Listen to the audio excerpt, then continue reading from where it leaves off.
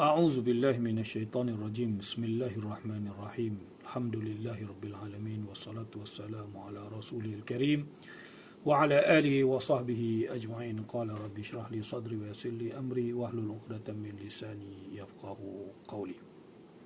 Sahabat-sahabat yang dirahmati Allah, Assalamualaikum warahmatullahi taala wabarakatuh. Kembali lagi kita ke siri Qalbil Quran yang ketiga. Kali ini, tuan-tuan dan puan-puan yang dirahmati Allah, ingin saya mengajak untuk kita fokus di ayat 12 surah Luqman, di mana Allah Ta'ala menyebut A'udzu billahi minasy syaithanir rajim. Bismillahirrahmanirrahim.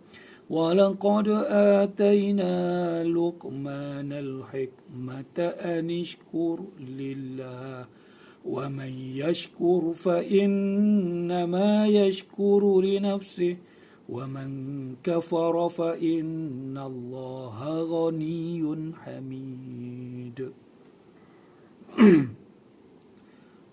Ayat 12 surah Luqman ini Allah Ta'ala bercerita tentang Allah Ta'ala memberi kepada Luqman al-hikmah agar dia bersyukur kepada Allah. Kemudian yang akan menjadi fokus kita, Allah Ta'ala menyebut wa man yashkur fa innama yashkuru li nafsihi wa man kafara fa innallaha ghaniyyun hamid.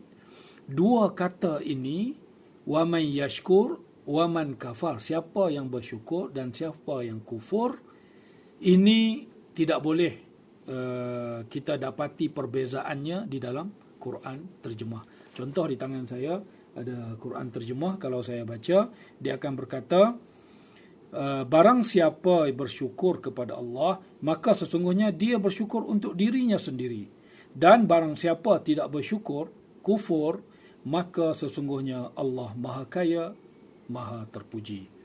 Jadi, Quran terjemah hampir kebanyakan tidak sempat nak meneliti perbezaan kalimat yang digunakan di dalam Al-Quran.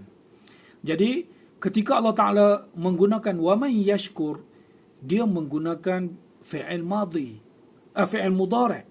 Fi'il mudhari' membawa maksud perbuatan siapa yang bersyukur sekarang dan akan datang. Fa innama yashkuru li nafsihi, dia hanya bersyukur untuk dirinya sendiri. Dia tidak bersyukur untuk mengkayakan Allah, untuk menambah kekayaan Allah, tidak. Syukur akan menambah pahala untuk diri dia, dia hanya bersyukur untuk dirinya. Waman kafara, bila waman kafara, Allah Ta'ala tidak menggunakan waman yakfur, dia menggunakan waman kafara, menggunakan lafaz madhi. Kufur ini perbuatan madhi, bukan perbuatan yang bukan perbuatan sekarang, perbuatan yang lepas. Kenapa dua kalimat ini tidak diselaraskan supaya wa may yashkur wa may yakfur?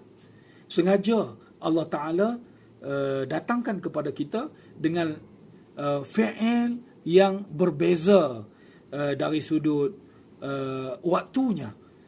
Wa may yashkur, waktunya sekarang. Siapa yang bersyukur sekarang, fa innama, dia akan bersyukur untuk dirinya. Wa man kafar, siapa yang telah kufur, fa innallaha ghaniyyun hamid. Allah Ta'ala sentiasa kaya, sentiasa terpuji. Kamu kufur seperti apa tidak mengurang kekayaan Allah. Kamu kufur seperti apa tidak mengurang keterpujian Allah.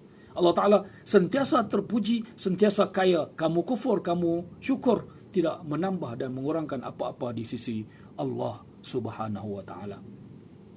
Mari kita teliti apa kata ulama berkaitan dengan wa may yashkur. Kenapa digunakan mudhari'? Mudhari', fi'il mudhari', fi'il present tense, present yang membawa maksud sekarang dan akan datang. Adapun wa man kafar yang membawa maksud madhi, yang lalu.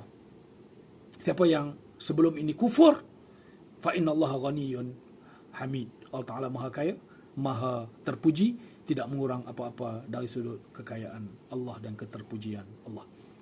Okey.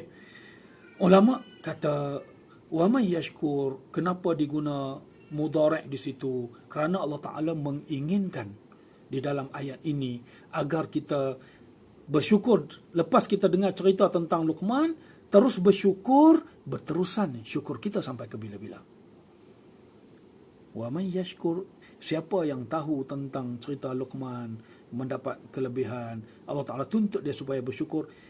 Mula saja dia dengar, dia dah faham, dia kena start bersyukur dari sekarang sampai selama-lamanya.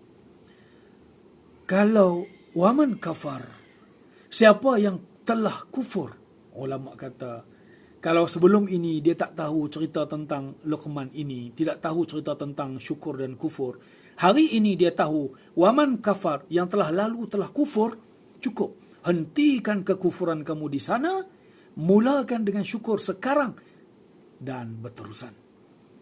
Jadi, hebatnya pemilihan kata yang Allah Ta'ala letak di dalam surah ini, begitu signifikan dengan perbahasan yang diinginkan oleh Allah. Allah Ta'ala inginkan syukur ini berterusan. Kufur itu hentikan di situ sahaja. Cukup kekufuran yang lalu. Mulakan dengan syukur.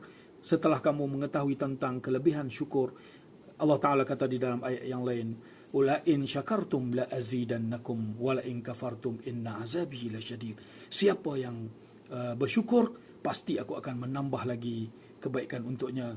La azidannakum, pasti aku akan tambah. Barang siapa yang kufur, azabku pedih. Tuan-tuan dan puan-puan yang dirahmati Allah, siri ketiga Qalbil Quran ini membincangkan dua kalimat ini. Semoga bermanfaat untuk kita bersama. Sehingga bertemu lagi di Qalbil Quran yang keempat. Assalamualaikum warahmatullahi taala wabarakatuh. Rahman ya Rahman, sa'idni ya Rahman, ishrah sadri Quran, imla qalbi Quran, wa asli hayati